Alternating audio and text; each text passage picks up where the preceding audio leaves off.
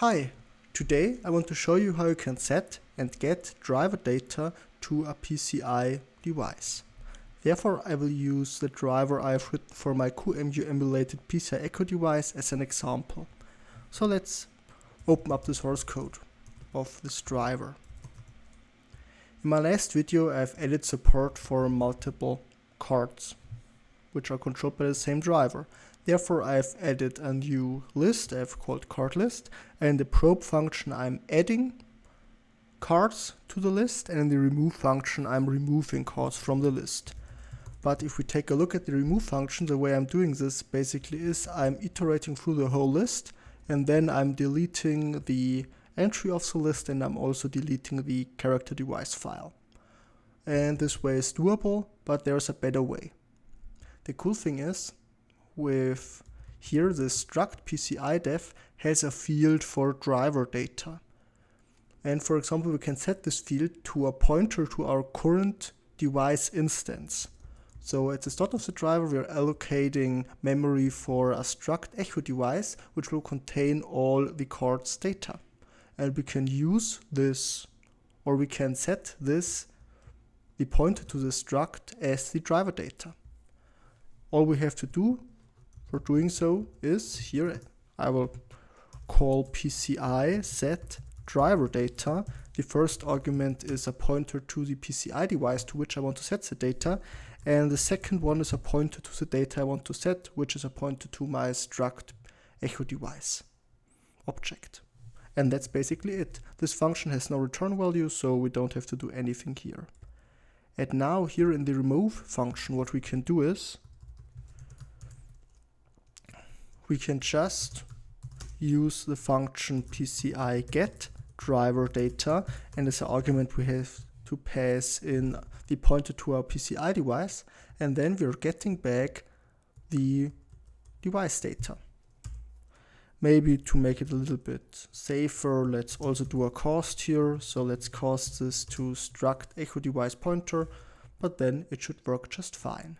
And now we don't have to iterate through the list because we already have the correct list entry. All we have to do is we have to call list delete and delete the entry of the list, and we also have to call cdev delete to delete the cdev.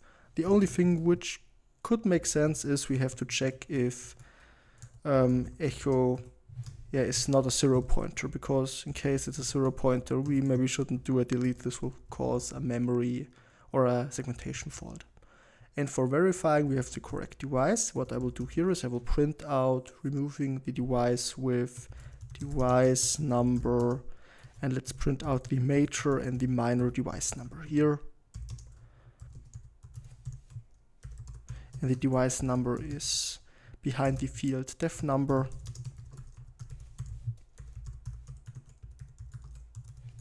Yeah, that should be it. And maybe before we are modifying the list, maybe it would be wise to lock our mutex first and then unlock it at the end. So we can't do two accesses on the list or two delete accesses on the list at once, which cause some troubles. Okay, so that should be it. Let me try to compile it.